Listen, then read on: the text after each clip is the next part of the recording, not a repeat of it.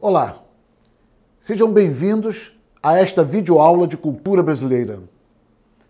Nesta primeira unidade de estudos, vamos refletir juntos sobre a formação histórica da cultura brasileira. O contingente humano que deu origem à formação da cultura brasileira era composto por índios, primeiros habitantes da terra, os negros, trazidos da África, e os portugueses, vindos da Europa, e que implantaram aqui a empresa da colonização, ou seja, a ocupação produtiva. Desde a fundação do Brasil Colônia, sofremos um processo de implantação da cultura europeia.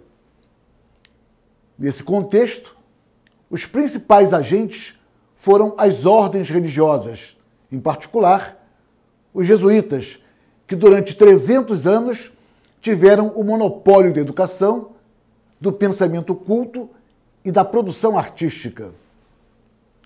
Com um espírito da catequese contra-reformista e de uma filosofia universalista e escolástica, catequizavam os índios e promoviam o tupi à condição de língua popular, ao lado do latim e do português. Implementaram um sistema misto de trabalho indígena, associando trabalho e ensino religioso. Os jesuítas transformaram a catequese e a evangelização em um importante instrumento de dominação para a colonização, garantindo a administração, a cultura e a subordinação do Brasil aos interesses de Portugal e da Igreja. Com a implantação de uma cultura erudita e religiosa, os portugueses aplicaram uma forma de pensar baseada na retórica e princípios universalizantes.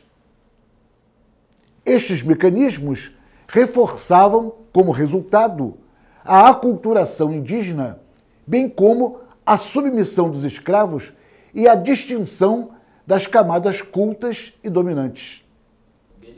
Com o objetivo de produzir em grande escala os produtos para a comercialização na metrópole, principalmente o açúcar, os portugueses utilizaram a violência mais brutal contra os povos nativos, destruindo as comunidades primitivas indígenas e seus valores culturais, implantando as grandes propriedades baseadas na mão de obra escrava de origem africana. Notadamente, o isolamento rural era uma grande dificuldade para a transmissão da cultura.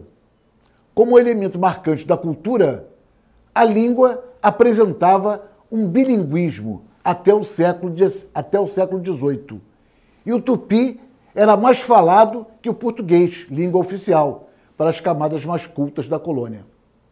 Além do latim, utilizado pelos religiosos, o tupi era ouvido até nos púlpitos, vindo a ser proibido o seu uso no ano de 1727.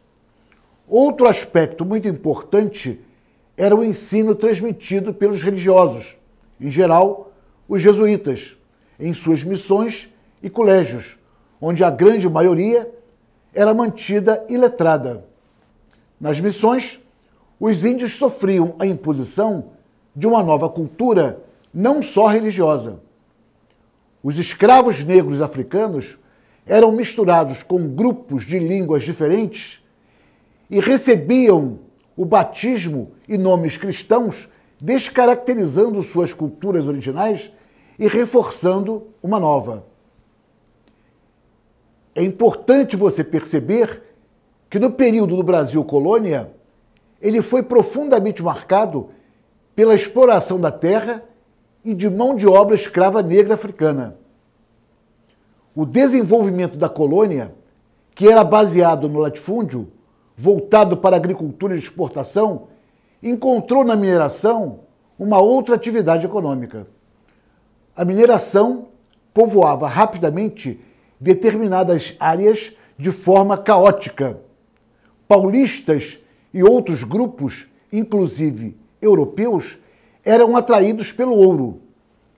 Mas o grande contingente populacional ficava por conta dos escravos, trazidos para o trabalho escravo, forçado nas minas. Estes provenientes tanto da África como de outras regiões do Brasil, principalmente da Bahia e Pernambuco, formando um movimento de migração interna. No final do século XVIII, alguns senhores alforriavam os seus escravos ou os empregavam não por bondade, mas para evitar despesas com a alimentação. Isso forçava os escravos a produzirem estratégias de sobrevivência na obtenção de comida, a qual era compartilhada com os demais, visto como pertencentes à comunidade. Na música mais corriqueira e popular, a presença do negro foi primordial e, em Minas Gerais, a influência africana se verificava nas músicas da igreja e eram acusados de usarem de profanidades. Houve campanha para proibir o uso dessas músicas nas igrejas, no entanto, elas permaneceram nas ruas. Os cantantes apareciam em todas as festas e o povo participava ativamente. Havia cantata nas missas, novenas e danças nas procissões. Especula-se que nos quilombos as festas possuíam um caráter misto com influência de várias divindades católicas e do panteão africano. Quanto à alimentação do negro no século XVIII nas Minas Gerais, verifica-se que a alimentação precária, além dos maus tratos, foram responsáveis pela baixa expectativa de vida do escravo. A base de alimentação era constituída por farinha de mandioca ou de milho, todos de origem americana, e que os índios consumiam, feita com água e mais alguns complementos. A mandioca substituía o inhame africano e o milho substituía o milharete. O processo de dominação impôs ao escravo negro africano mudanças em alguns aspectos de seus costumes tradicionais. E os negros nascidos no Brasil incorporaram naturalmente esta valorização. Na literatura, Euclides da Cunha desenvolve análises profundas de Canudos em Os Sertões, mostrando o conflito de uma sociedade dividida. O Brasil das cidades litorâneas, receptivas às influências externas, e o Brasil do interior, agrário e tradicional. Euclides defende a tese de um Brasil autêntico, voltado para o interior, o Brasil de Canudos, que é dizimado pelo Brasil litorâneo, urbanizado dos civilizados voltados para fora. Chegamos ao final desta primeira unidade.